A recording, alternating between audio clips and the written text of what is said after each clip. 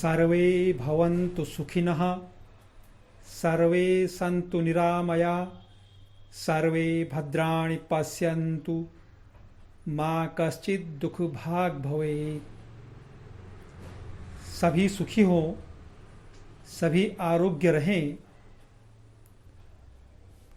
सबके प्रति हम कल्याण के भाव को देखें और इस संपूर्ण संसार में, संपूर्ण प्रकृति में किसी भी प्रकार से किसी को कोई दुख न हो, ये हमारा संदेश रहे।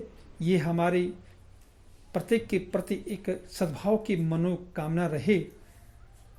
यही हमारा भारतीय संस्कृति, सभ्यता, परंपरा और वैदिक सभ्यता का परिचय है, संदेश है। हम इस समय वर्तमान में पूरे विश्व में वैश्विक महामारी कोविड-19 से जूझ रहे हैं।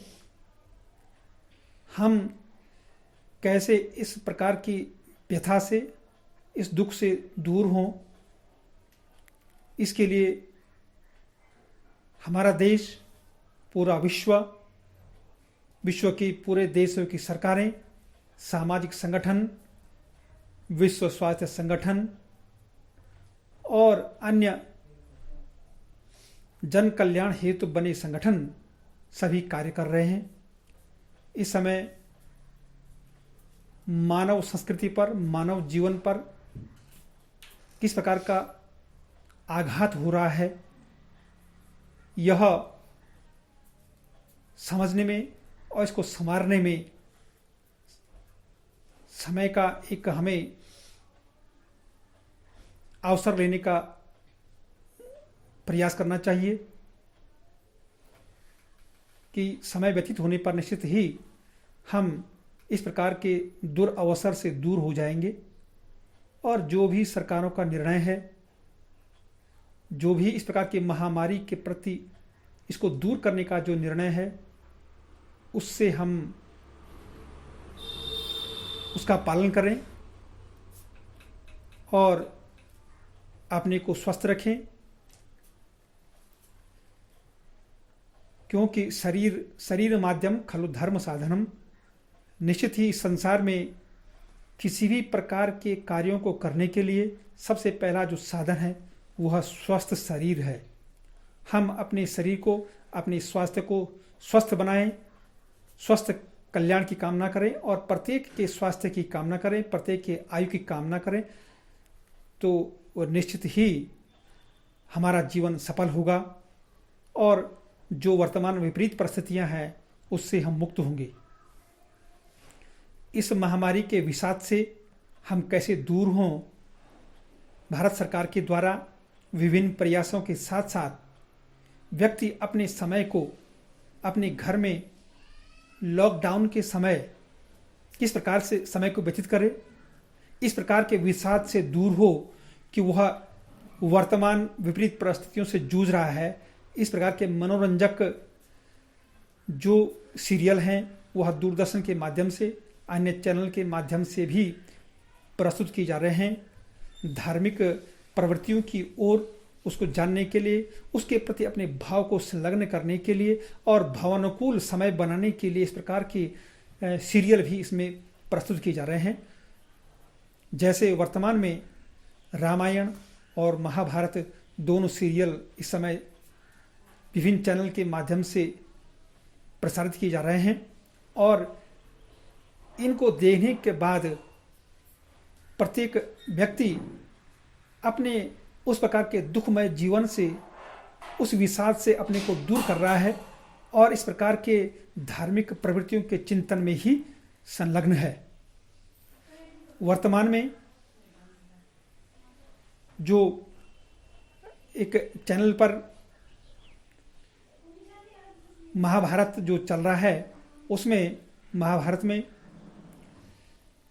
जो कुरुक्षेत्र का युद्ध चल रहा है, वह युद्ध निश्चित ही इस समय अब निर्णायक स्थिति में है। इसमें कई योद्धा, महारथी वीर गति को प्राप्त हुए हैं। महाभारत के माध्यम से हमें सीखने को भी प्राप्त होता है कि हम जीवन में अपनी प्रवृत्तियों को कैसे सुधारें, किस प्रकार से एक दूसरे के प्रति भाव को रखें, प्रतिशोध को हटाएं और एक दूसरे के प्रति मनोकामनाओं को, स्वच्छ मनोकामनाओं को बना के रखें। किसी प्रकार से किसी को व्यंग्यात्मक प्रयोग न करें, प्रतिव्यंग्यात्मक भाव न रखें और प्रत्येक के उसकी परिस्थिति और उसके अनुकूल चलें उस प्रत्येक के साथ में और उसके साथ प्रतिकूलता का व्यवहार न करें। यह इसमें संदेश है। इसी में एक संदेश यह भी प्राप्त होता है कि जब महाभारत में महारथी अर्जुन और महारथी कर्ण के बीच युद्ध चल रहा था, वहां पर अश्वसेन नामक सर्प ने दानवीर कर्ण का साथ देने का प्रयास किया, क्योंकि खांडव प्रस्थ के निर्माण के समय पांडवों के द्वारा जब इंद्रप्रस्थ का निर्माण किया गया था, उस समय अनेक सर्पों का वहां पर वध हुआ था, जिस कारण अश्वसेन सर्प का भी पूरा परिवार उसमें भस्म हो गया था और वह स्वयं जीवित रह गया। उसने आज अर्जुन के प्रति प्रतिशोध लेने के लिए कर्ण के वाण पर, अपने सरबे पर जाने का प्रयास किया और इस प्रकार का कुटिल भाव देख करके कि मैं कर्ण के वाण का सहारा लेकर के और अर्जुन का वध करूंगा, उसका प्रतिशोध करूंगा, ऐसा प्रयास, दुष्प्रयास उसने किया। ऐसे दुष्प्रयास असामाजिकता के द्वारा भी होते हैं। हाँ, यह पाठ, इसके द्वारा यह भी ज्ञान मिलता है कि हम किसी प्रकार से ऐसे निष्ठावान लोगों का सहारा न लें कि जिससे कि हम अपनी क्रूर प्रवृत्ति को किसी ऐसे व्यक्ति को सहारा दे करके कि जो अपने निष्ठा की प्रवृत्ति पर चल रहा हो, उसको सहारा दे करके और उसके जीवन के एक सच्चाई को बिगाड़ दे। यह भी यहाँ पर संदेश मिलता है। इसी संदेश को पूरी तरह से एक काव्य रचना के माध्यम से महाकवि रामधारी सिंह दिनकर जी के द्वारा इसे चित्रित किया गया है और इसमें उन दोनों का, कर्ण और अश्वसेन सर्प का जो संवाद है, इसमें चित्रित किया गया है। विश्वास है कि सभी इसी को, सभी मित्रजन इसको सुनेंगे और निश्चित ही हम जीवन को ऐसे भावों से दूर करेंगे कि जहां पर हमें क्रूरता का सहारा लेना पड़ रहा हो। कविता का, काव्य रचना का शीर्षक है मनुष्य और सर्प। चल रहा महाभारत का रण, जल रहा धरती का सुहाग, फट कुरुक्षेत्र में खेल रही नर के भीतर की कुटिल आग। वाजियों गजों के लोथों में गिर रहे मनुष्य के छिन्न अंग, बह रहा चतुष्पद और द्विपद का रुधिर मिश्र हो एक संग। गत्वर गैरे या सुगर भूधर से लिए रक्त रंजित शरीर, थे जूझ रहे कौन्तेय कर्ण, क्षण क्षण करते गर्जन गंभीर। दोनों रणकुशल धनुर्धर नर, दोनों संबल, दोनों समर्थ, दोनों पर दोनों की अमोघ थी विषिक वृष्टि हो रही व्यर्थ। इतने में सर के लिए कर्ण ने देखा ज्यों अपना निसंग, तरकस में से फुंकार उठा कोई प्रचंड विस्तर भुजंग। कहता कि कर्ण, मैं अश्वसेन विस्तृत भुजंगों का स्वामी हूं, जन्म से पार्थ का शत्रु परम, तेरा वह विदित कामी हूं। बस एक बार कर कृपा धनुष पर चढ़ सरव्य तक जाने दे, इस महाशत्रु को अभी तुरंत स्पंदन में सुलाने दे। कर वमन गर्ल जीवन भर का संचित प्रतिशोध उतारूंगा, तू मुझे सहारा दे बढ़कर, मैं अभी पार्थ को मारूंगा। राधे जरा हंसकर बोला, रे कुटिल बात क्या कहता है, जय का समस्त साधन नर का अपनी बाहों में रहता है।